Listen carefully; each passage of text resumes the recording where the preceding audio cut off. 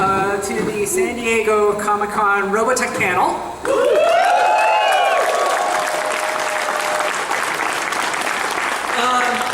How many of you are here because of announcements about new animation? All right. How many of you are here about some news you heard about comics? Yeah! And how many of you are here just to figure out what we're smoking?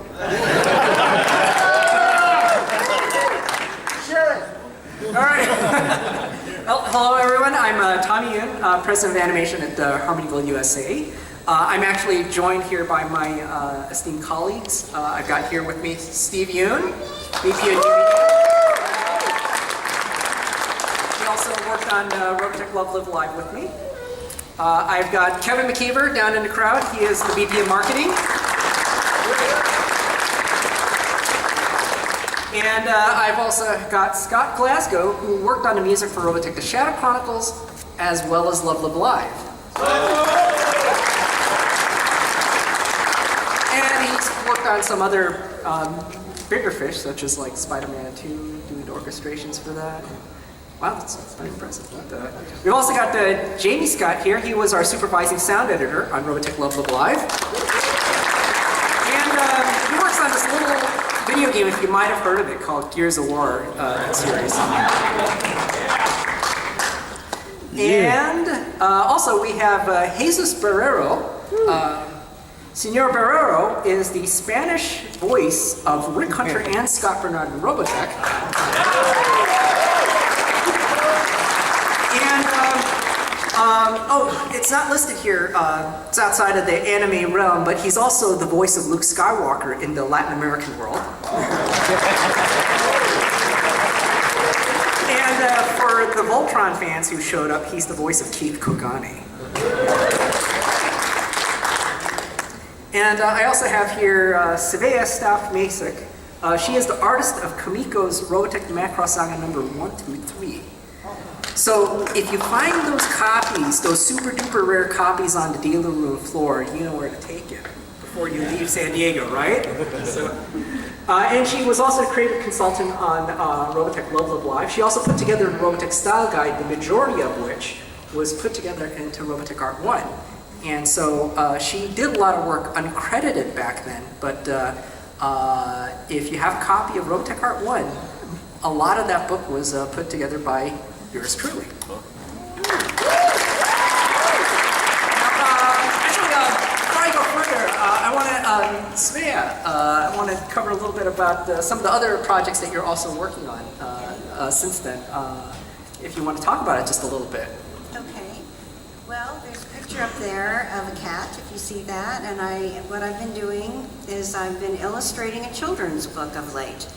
And it's a very charming story. It's written by Jane and Ron Taylor, who are friends of mine, and it's all about their little indoor cat who goes on an excellent adventure and learns a few things along the way. It's very cute. I did all the illustration work on it, and we're hoping to get it out for Christmas. So, and then of course, you know, I work in the film industry as a costumer and an assistant costume designer, so that keeps me pretty busy. And also, I'm always just trying to possibly get projects going that were started by Carl and weren't finished because of his untimely demise. So, Legend of Blue is something that he had worked on and done the first 3 episodes, and I think Harmony Gold is going to bring in some of the old team members from Robotech to maybe get that project finished. And I worked as a consultant on this latest project that is being released, Love Live Live. And I'm also hoping to get another project going that Carl worked on a while back with Joe Pearson, which was this really great story called Rail Runners. And that's sort of a techno-punk science fiction action adventure, and I'd love to get that started. So that's something sort of in the works.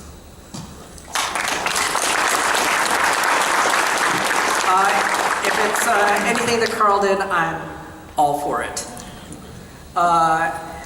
Actually, this is something that was brought to our attention earlier this month, is kind of talking about the Robotech realm. A lot of people really enjoyed watching Robotech for free online on Hulu or YouTube, or getting it with their paid subscription through Netflix or Apple. Unfortunately, everybody noticed that Robotech went down recently. This is all just simply because of a distribution transition we're going through. We're now having the digital distribution managed for us through Lionsgate Entertainment. And so it'll be down only temporarily, but you'll see all the episodes back up. So this is really probably the best way to enjoy Robotech now, because you don't even have to carry all your discs around, you know, all these zillions of discs, or you know, your old timers, the ones who have piles of VHS tapes. I mean, the way to collect it now really is the A&E/Lionsgate DVDs. This is much more convenient than before. We like packaging; it makes everything convenient.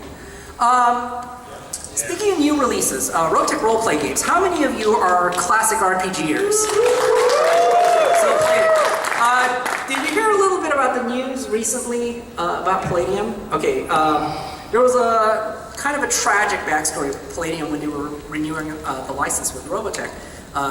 For those of you who follow the soap opera on the internet, they were on the brink of actually going out of business because the controller, the CFO of the company, had actually embezzled to the tune of something like $500,000 of their money.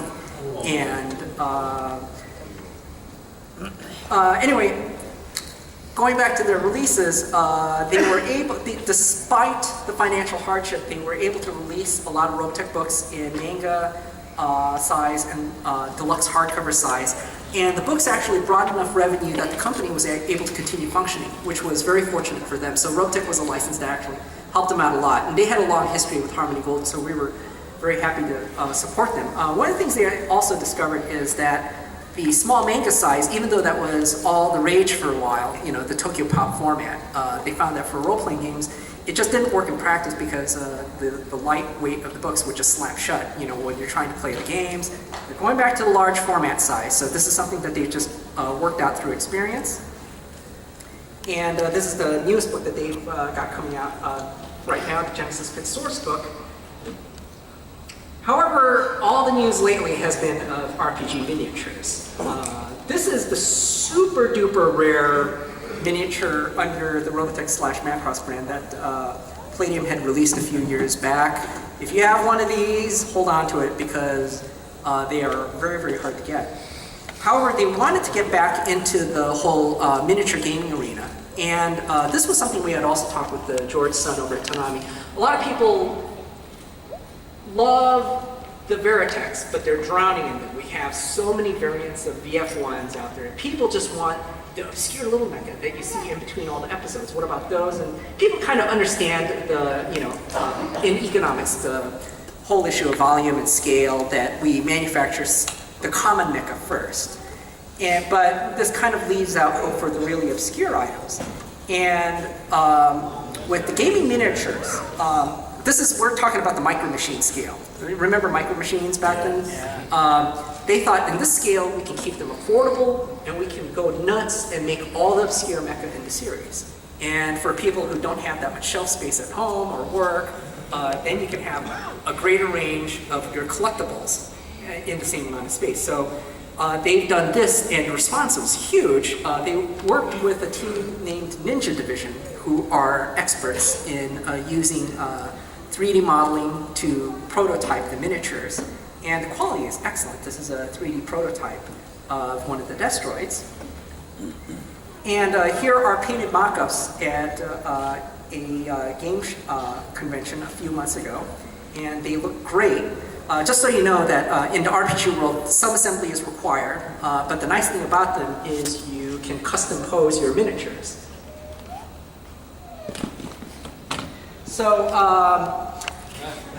I know. What is the context of this image? They needed to tool up manufacturing to get into the RPG miniature realm. This was something that they had not done before. Palladium Books was into printed books for role-playing games like Dungeons & Dragons.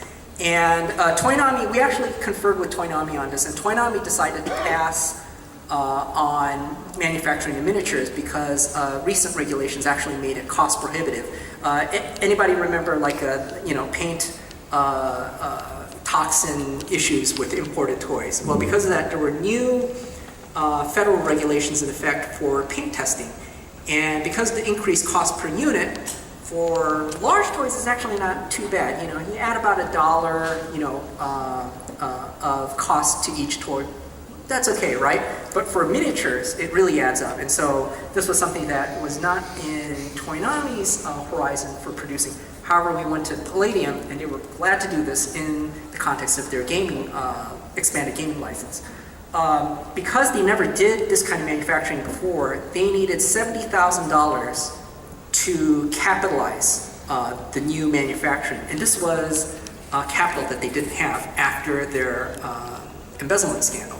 So they went to Kickstarter to raise the money for it, and Kickstarter raised $1.4 million.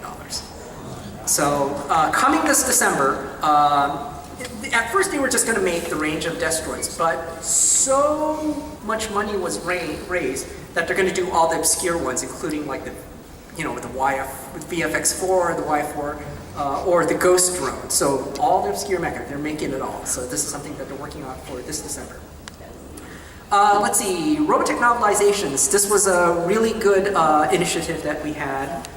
Everything's on ebooks now, but one of the things that we're starting with Random House Del Rey is working on the ebooks in Lost Lands. So for those of you who are Machinists, how many of you are Machinists out there? All right. There are some disagreements between differences in the universe. One of the things I remember when Carl was emceeing the release of Robotech the Shadow Chronicles, people asked him specifically about his thoughts about the differences in McKinney continuity, and he was very conciliatory. He said, it's a different medium, it's going to be told in its own way, it's organic, the heart of the goal is in the same place to tell a good story, but it's just going to be done differently. And nobody has the right to tell you how to enjoy your Robotech.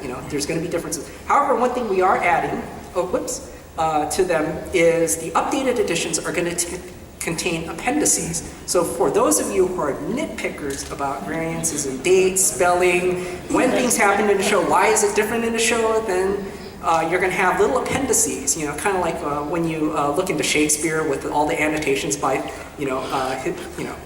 literary historians. So we're going to have that kind of stuff added in. So it'll be a nice addition to the updated ebook editions. Calendars. These have been back in print since last year. And the 2013 calendar right here contains more of the awesome artwork. We're giving some of them away here. And if you come to the Robotech X fan booth, we're going to be getting more away there every day. So come there every day. We're going to be having giveaways there. All right, toys. Now, people have been asking us about toys. Last year, we had showed off the plushies. This was something that George Sun was prototyping. Well, anyway, they are done, and we are now taking orders. And so you can order these right now.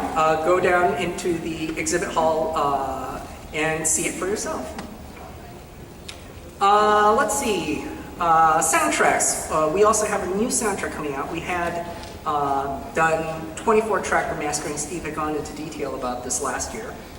And this is all the work that went into restoring all the 24 tracks. So now, unlike before, we're able to actually break out separate instruments, separate out the voices from the original recordings. So for many of the songs, we are now able to do karaoke versions. As you might have noticed, with the most recent EPs, we have instrumental versions of We Will Win. So if you want to do a karaoke, We Will Win, pretend you're Minmate, more power to you. This was never available before, but it's available now. Or you can pretend you're George Sullivan. So you can have It's You. We've had alternate versions of It's You released since then. So It's You was previously, yes. Was it the Minmate version of that? Of that album? That was never released before. On the previous EP, yeah. Okay. Sorry, We Will Win EP. Oh, I thought also the George Sullivan one had an alternate one. Let's check. Oh yeah, that is. Okay, so I was right. So George Sullivan, we never had a Min-May version of It's You published in the soundtrack before, but this was something we found in the master recordings. It was into 24 tracks, but never released before, so now you got it. And we've got another one, which is all the music from the Sentinel series that never got released because the series got canceled. So we dug that up, and so we were like, holy moly, there's a lot of Robotech music. And some of that music that we dug up that was never used in Sentinel, we actually used it in Love Live Live. So we got a nice little double album here. Some of the new music from Love Live Live, and actually Scott did some of that, and I was really happy with the results. He was actually, you were taking new orchestrations of OPO's old cues for Love Live Live in the opening sequences. Yeah. Is that stuff going to end up on the album? Oh yeah, that's what we want. Oh, great. Yeah. Actually, since you gave us different versions and we kind of pick and choose between them for the movie, we were thinking of actually putting it all in there. You mean the two different versions? Of Yeah, the all same? the different. That's cool. That's pretty cool. Actually, do you want to hear one? Yeah. All right. Actually, I didn't have time to put the other one in, so this is going to have all the wishes in it, but they'll get the sense of how awesome it is.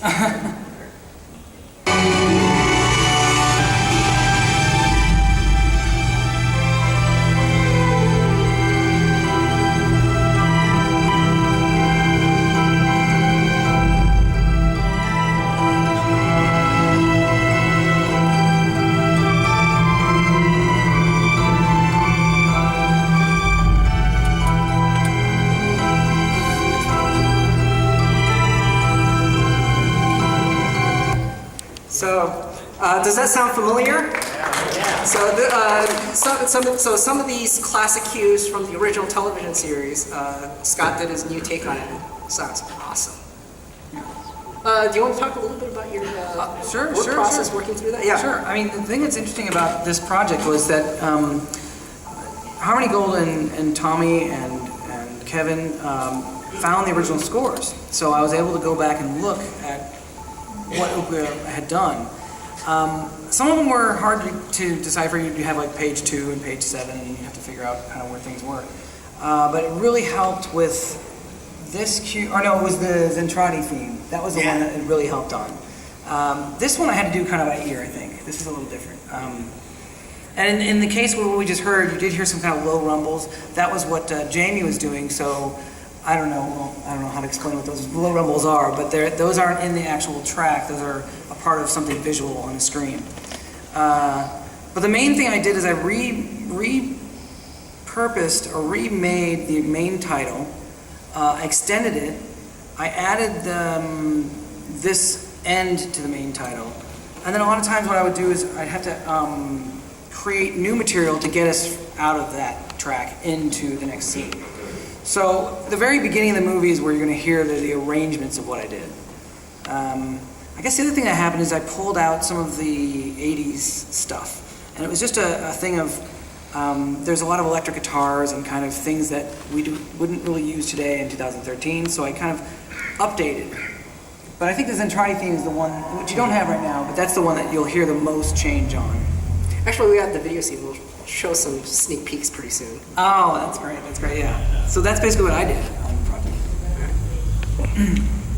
So, of course, everybody who's here, you were wondering what's next for Robotech.